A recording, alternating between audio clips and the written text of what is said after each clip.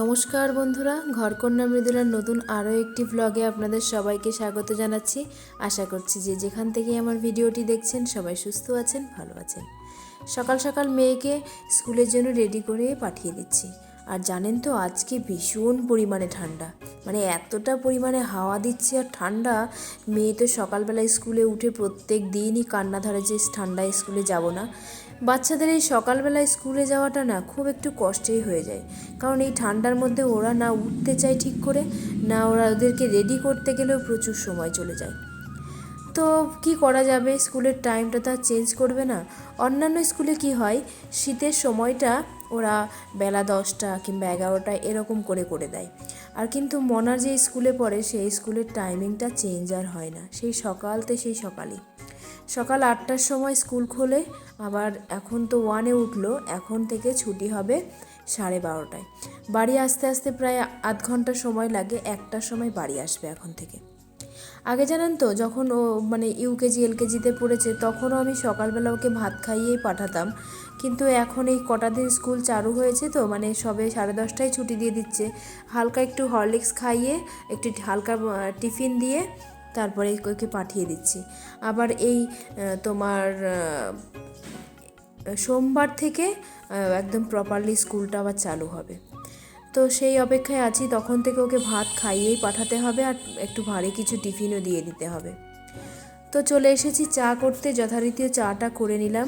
তাঁতিদেরকে চা দিতে হবে, যে পরিমাণে ঠান্ডা, যে একটু চা দিতে দেরি হয় না তাঁতিরা বলতে শুরু করে চা কখন পাবো, মানে চা না খেলে ওদের শরীরটাই আর কি গরম হয় না, এমন অবস্থা। তো ঝটপট আমি ভাবলাম অন্যান্য কাজ পরে করব, আগে ওদের জন্য আগে চাটা আগে বানিয়ে ফেলি। তো চলুন চাটা এবার দিয়ে ওদেরকে দিয়ে তারপরে আবার দেখা করছি আপনাদের সঙ্গে।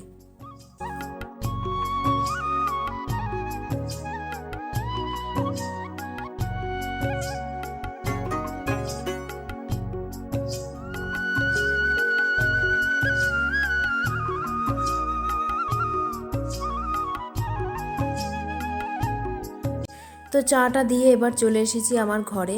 সকাল থেকে ওদের মেয়েকে স্কুলে না পাঠানো পর্যন্ত ঘরের বিছানা তোলা সম্ভব হয় না, কারণ ও বিছানাতেই শুয়ে থাকে। এবার ওকে রেডি করে স্কুলে পাঠাবো, তারপরে একটু ফাঁকা টাইমে এবার ঘরের বিছানাটা গুছিয়ে নেব। জানলাটা দিয়ে না ভালোই রোদটা ঘরে ঢোকে, আর আমার বিছানা কাঁথা একদম গরম হয়ে থাকে সারাটা দিন। বিকাল হলে পরে আমি জানলা আবার বন্ধ করে দিই, বেশ গরম গরমই থাকে। কিন্তু এই দক্ষিণ দুয়ারি জানালা না ভীষণ হাওয়া হয়। আর এখন তো তোমার ঠান্ডার সময় দক্ষিণ দিকে জানলা হলেও কি হাওয়া ঠান্ডাটা ঢুকলেও হালকা পরিমাণে। যদি উত্তর দিকে হতো তাহলে পরে তার বলাই নয়। আমাদের ওই বড় ঘরটায় উত্তর দিকে জানলা আছে, ভীষণ পরিমাণে হাওয়া হয়, মানে জানলাটা আমরা খুলতেই পারি না। তো যাই হোক, আমার এই দক্ষিণ দিকে জানলা থাকাতে না জানলা দিয়ে তোমার ভালোই রোদটা আর কি বিছানার উপর পড়ে, আর বেশ ঘরটা গরম গরমও থাকে, দেখতেও ভালো লাগে। তো বিছানাটা এবার গুছিয়ে নিচ্ছি, গুছিয়ে নিয়ে সকালের খাবারটা করব। তো সকালে না কদিন ধরে যে ঠান্ডা পড়াতে না যে রুটি খাচ্ছি, যেদিন হলো হয়তো তোমার সময় থাকে না কিংবা আটা থাকে না, সেদিন হয়তো আমরা আবার ভাতটা করে নিই। কিন্তু এই যে কদিন আর কি ঠান্ডা পড়েছে চেষ্টা করি একটু রুটিই খেতে, কারণ ঠান্ডার সময় না ভাতটা সবসময় খেতে একটু ভালোও লাগে না। আমার মতন কে কে আছেন একটু কমেন্ট করে জানাবেন যারা শীতকালে রুটি খেতে পছন্দ করেন। আমার অবশ্য শীত গরম বলে কোনো কথা না, রুটি খেতে আমার আগাগোড়াই খুবই ভালো লাগে, ভাতের থেকে মনে হয় আমার রুটি প্রিয়। আমার শ্বশুরমশাইয়েরও তাই, মানে রুটি খেতে ভীষণই ভালোবাসে। ওনাকে যদি দুবার তো রুটি হয়, 3বারও যদি রুটি খেতে চায় তবুও রুটি খাওয়া মানে ওনার ভালো হয় রুটি দিলে। তো একবার তো একটু ভাত খেতেই হয় না, তাই সেই কারণেই দুপুরবেলা গরম গরম ভাত করি, আর দুবেলা সকাল আর রাতে রুটি খাই। যদি কোনো দিন রাত্রে আটা নাও থাকে তবুও কখনো ভাত খেতে চায় না, জানেন। সেই রুটি না করলে পরে না খেয়ে শুয়ে পড়বে, তবুও ঠিক আছে, কিন্তু ভাতের দিকে যাবে না। তো দেখুন, আপনাদের সঙ্গে কথা বলতে বলতে আমার বিছানাটাও সুন্দর করে গোছানো হয়ে গেল। এবার ঘর বারান্দাটা একটু ঝাড় দিয়ে আবার পরিষ্কার করে নিয়ে মুছে নেব।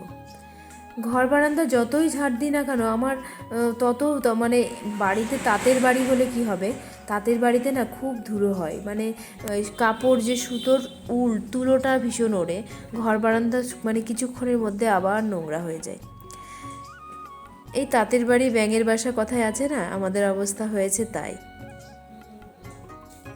তো ঘর বারান্দা ঝাড় দেবো। সকালবেলা শুধু আজকে রুটি করব, আর আজকে জানেন দুপুরবেলা একটু নিমন্ত্রণও আছে। কোথায় জানেন? আমার ননদ বাড়িতে। ননদ বাড়িতে হঠাৎ করে ফোন করে বলল আজকে তোমরা সবাই আমাদের বাড়িতে এসো। তো সেই কারণেই আর কি যাওয়া, ভেবেছি অনেক দিন যাওয়া হয় না, সেই কারণে বললো যে তাহলে আজকে এসো, তাহলে দুপুরবেলা আমাদের এখানে খাওয়া দাওয়া করো। তো রান্নারও তেমন একটা চাপ নেই। আর ওই যে মা ওখানে শুধু বাঁধাকপির তরকারি করছে উনুনে, আর আমি এই ঘরটা ঝাড়টার দিয়ে রান্নার কাছে যাব, আটা মেখে রুটি করব গ্যাসে। উনুনে জানেন রুটি করা না খুবই টাফ হয়ে যায়, মানে সেই রুটি করা মানে ভালো করে যায়, কিন্তু গ্যাসে যেন খুব একটা তাড়াতাড়ি হয়। ওই কারণে উনুনে আর রুটি করতে যাই না, গ্যাসেই আর কি রুটি করি। তো আমি জামা কাপড় ছেড়ে নিয়ে চলে এসেছি রান্নাঘরে। রান্নাঘরটা আগেই পরিষ্কার করে নিয়েছিলাম জানেন। তো তারপরে এই যে আটা মেখে নিচ্ছি। সকালের মতনই আর কি করব। সকালে যে মানে যদি আমি সকালবেলা একবারে আটাটা মেখে রাখি না, রাত্রেবেলা রুটি কেউ করতে পারে না। এবার ধরুন বাই চান্স আমার আসতে যদি পার্লার থেকে লেট হয়ে যায়, দেয়া তো রুটি ভাজতেই পারে না ফ্রিজে রেখে দেওয়া আটা। তো সেই কারণে আর রুটি আটা বেশি করে মাখি না, এখন যখনকারটা তখনই মেখে আর কি করি। আর তার থেকে বড় কথা, আটা বেশিক্ষণ মেখে রেখে দেওয়াও নাকি ঠিক নয়, সেই কারণে আর মাখাই বন্ধ করে দিয়েছি। যখন ভাজবো তখনই মেখে নিয়ে ভাজবো, খুব বেশি সময় আশা করি লাগে না। তো চলুন ঝটফট রুটিগুলো করে নিই। এখানে আমি লেচি করে সুন্দর করে সাজিয়ে নিয়েছি। তো মোট 18টা লেচি হয়েছে, কিন্তু আমাদের সকালবেলা লাগে 15টা, আর রাত্রেবেলা লাগে 13টা। মানে গোনা গাথা, মানে কেউ এক্সট্রা একটা বেশিও খাবে না, কেউ একটা কমও খাবে না। মানে আমার শাশুড়ি 3টে খাবে, শ্বশুরমশাই সকালে খাবে 4টে, আমার হাজব্যান্ড মানে সোনার বাবা খাবে হলো তোমার 4টে সকালে, আমি 2টো আর দিয়া 2টো, ব্যাস এই রকম গোনাগুনতি রুটি হয়। আর লেচি যদি 2-1টা থেকে যায় সেটা ফ্রিজে রেখে দিই, আবার পরে যখন আর কি তোমার লেগে যায় তখন হয়তো আটা কম মাখলাম, সেই লেচিগুলো আবার কাজে লাগিয়ে দিই। তো এইভাবেই করি আর কি রুটিগুলো। তো চলুন রুটিগুলো এবার চটপট করে ভেজে নেওয়া যাক।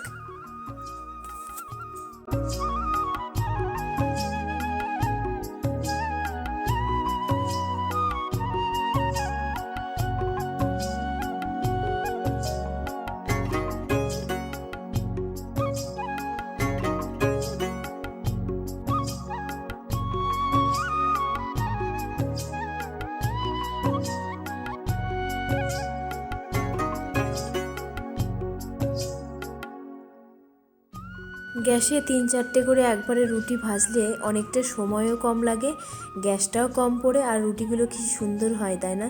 আমার তো খুব ভালো লাগে রুটি ভাজতে। তার মানে কি, আর উনুনে করতে গেলে পরে না ঠিক করে ফোলানোটা একটু টাফ ব্যাপার। যদি একটু ঠিক মানে তাকের যদি না হয় রুটি ভাজার, তাকটা যদি ঠিক না হয় তাহলে পরে রুটি ফোলানো অসম্ভবই হয়ে যায় উনুনে করতে গেলে। কিন্তু গ্যাসে কিন্তু খুব একটা কঠিন নয় রুটি ভাজা। তো যাই হোক, আমার রুটি ভাজা মোটামুটি কমপ্লিট হয়ে গেল। সেই সবটা তো আর দেখানো যায় না, অনেকটা সময় সাপেক্ষ ব্যাপার।